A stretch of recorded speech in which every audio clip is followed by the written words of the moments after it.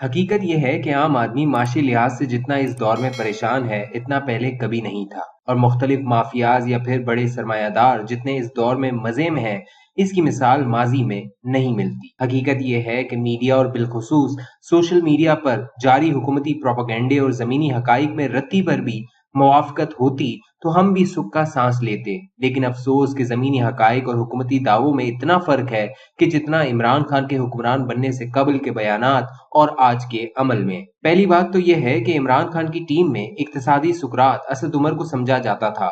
حکومت میں آنے سے قبل عمران نے لاکھوں گھر بنانے، کروڑوں نوکریاں دینے اور IMF کے پاس جانے پر خودکشی کو ترجیح دینے جیسے جو ناقابل عمل دعوے کیے تھے وہ سب اسد عمر کے دعووں کی بنیاد پر کیے گئے تھے۔ ہم جیسے طالب علم تو برسوں سے عرض کرتے رہے کہ اسد عمر ماہر معیشت نہیں بلکہ مارکیٹنگ کے ماہر ہیں، اور مارکیٹنگ بھی صرف اپنی ذات کی کر سکتے ہیں، لیکن تب چونکہ انہیں مقتدر قوتوں کے نمائندے ہونے کے ساتھ ساتھ اپنی مخصوص صلاحیتوں کی بنیاد پر عمران خان کو اپنے سحر میں مبتلا کر رکھا تھا اور وہ انہیں دنیا کا عظیم ماہر معیشت سمجھ رہے تھے۔ تاہم اقتدار میں آنے کے بعد بطور وزیر خزانہ اسد عمر نے ملکی معیشت کا بیڑا اس قدر جلدی غرق کیا کہ خود عمران خان کو انہیں بڑوں کے کہنے پر ہٹانا پڑا۔ اب اگر واقعی PTI حکومت کے پہلے سال کی معاشی پالیسی کامیاب تھی تو پھر اسد عمر کو ہٹانا نہیں چاہیے تھا، لیکن انہیں ہٹا کر عمران خان نے عملاً تسلیم کیا کہ ان کی پالیسی کے نتیجے میں معیشت تباہ ہو رہی تھی۔ اسد عمر کے بعد عمران خان آصف علی زرداری کے وزیر خزانہ حفیظ شیخ کو لے آئے۔ حفیظ شیخ کے بارے میں خود عمران خان ماضی میں ہمیں بتا چکے ہیں کہ وہ IMF کے خاطر معیشت تباہ کرتے ہیں۔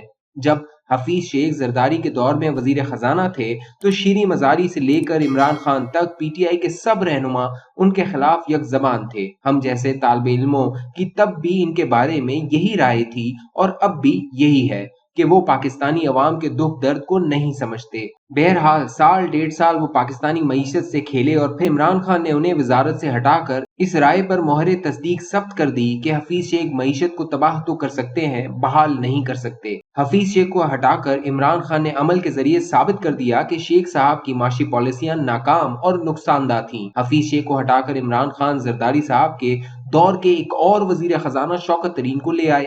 چارج سنبھالنے کے بعد انہوں نے اقتصادی صورتحال کا جائزہ لیا اور پھر ایک پریس کانفرنس کے دوران قوم کو بتایا کہ اس حکومت کی اقتصادی پالیسیوں کی کوئی سمت نہیں، معیشت کا ستیہ ناس ہو چکا ہے، اور یہ کہ IMF کے ساتھ انتہائی غلط معاہدے کیے گئے۔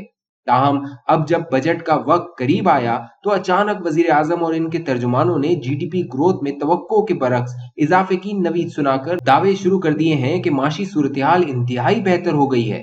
دونوں سابقہ وزرائے خزانہ کو ناکام اور معیشت کی تباہی کا ذمہ دار کوئی اور نہیں بلکہ عمران خان کی حکومت کے موجودہ وزیر خزانہ شوکت ترین قرار دے چکے ہیں۔ شوکت ترین کی پالیسیوں کا نتیجہ تو ابھی آیا نہیں بلکہ اگلے برسوں میں سامنے آئے گا۔ اس تناظر میں سوال یہ ہے کہ جب وزرائے خزانہ ناکام تھے تو ان کی اقتصادی پالیسیاں کامیاب کیسے ہو گئیں، اور اگر گزشتہ سال کے دوران معیشت کو چار چاند لگ گئے تو پھر حفیظ شیخ کو کیوں ہٹایا گیا؟ پھر تو انہیں تمغہ امتیاز سے نوازنا چاہیے تھا۔ یہ کیسے ہو سکتا ہے کہ وزراء ناکام لیکن ان کی وزارت کامیاب ہو؟ حقیقت یہ ہے کہ حکومت کے لیے معیشت کی بہتری اور GDP گروتھ کا یہ جگاڑ بھی ایک ایسے شخص نے بنایا ہے جو پیپلز پارٹی کی حکومت میں بھی سرکاری افسر کی حیثیت سے اقتصادی پالیسیوں کے آرکیٹیکٹ تھے اور اسحاق ڈار کے ساتھ بھی سیکرٹری تھے۔ ہمیں عمران خان اور PTI کے دیگر رہنما بتاتے رہے کہ اسحاق ڈار کے دور میں اعداد و شمار کی گڑبڑ ہوتی رہی۔ اب جو شخص ان دونوں حکومتوں میں یہ کام کرتے رہے تھے، PTI حکومت میں ان کے اعداد و شمار کے جگاڑ پر کیوں یقین کر لیا گیا؟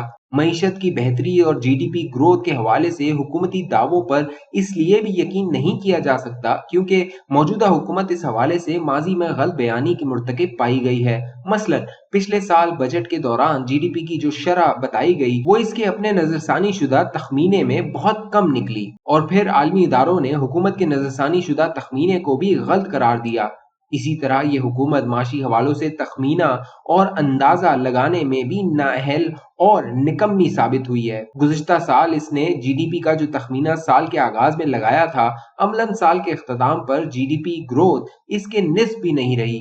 इसी तरह मौजूदा माली साल के आगाज में इसने अपने सामने जो हदफ रखा था, अब इससे भी बहुत ज्यादा ग्रोथ का दावा कर रही है। यानी पिछले साल जो हदफ रखा था, इसका निस्फ भी हासिल न कर सकी, और इस साल जो हदफ रखा था, अब बता रही है कि इससे बहुत ज्यादा ग्रोथ हुई है। अब जिस हुकूमत की माशी टीम इस कदर नाअहल या गैर संजीदा हो कि वो जीडीपी ग्रोथ जैसे बुनियादी आमिल का सही अंदाजा भी नहीं लगा सकती हो, तो इसके दावों पर क्यों यकीन किया जा सकता है?